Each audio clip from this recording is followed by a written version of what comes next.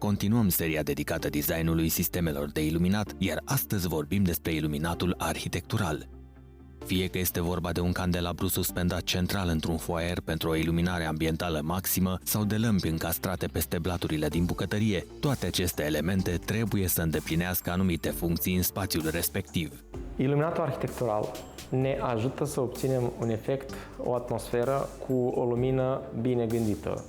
O lumină în care fiecare detaliu contează și este pus în valoare așa cum își dorește beneficiarul sau arhitectul sau designerul. În sine, iluminatul arhitectural scoatem în evidență niște materiale, niște zone ale unui living, de exemplu, imens, în care vrem doar o zonă micuță să fie luminată altfel, în care vrem să iluminăm un perete pe post de scafă sau orice altceva, un tablou.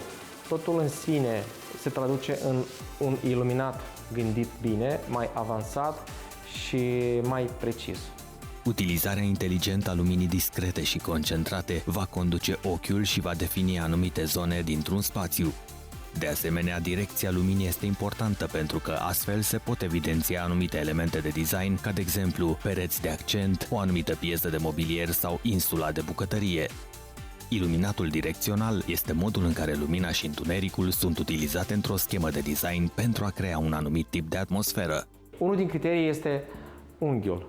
Unghiul de lumină poate fi și de 6 grade, poate fi și de 50 de grade.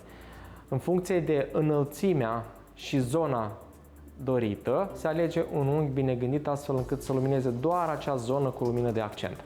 Dacă unghiul de lumină este foarte lat, chiar dacă este un spot, nu mai vorbim de lumină de accent, ci vorbim despre o lumină difuză transpusă printr-un spot. Deci este foarte important să înțelegem de ce punem un spot sau punem o lumină difuză creată printr-o bandă LED sau prin orice alt tip de corp de iluminat care împrăște lumina în toate părțile. Un design bun al sistemului de iluminat creează practic spațiul. O cameră întunecată se simte înghesuită, dar aceeași cameră cu pereți albi și lumini strălucitoare se poate simți mai deschisă și aerisită.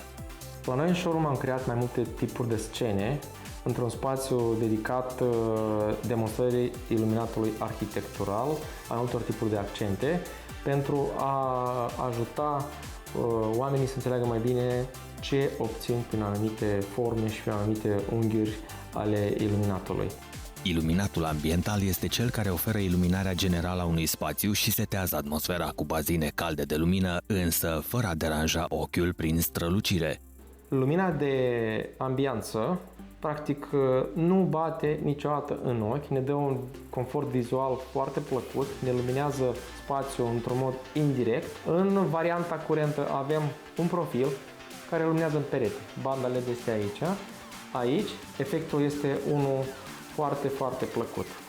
Că este un dressing, că este o scafă, că este o scară, în orice zonă se poate folosi o lumină de ambianță și asta este viitorul. Lumina care nu se vede, care luminează zonele frumos și care ne dă acest efect și această energie pozitivă într-un spațiu fain. Fiecare dintre aceste tipuri de iluminat poate fi combinat cu surse de lumină diverse și becuri pentru a obține efecte diferite în funcție de schema de design sau atmosfera care se dorește a fi obținută într-o anumită cameră.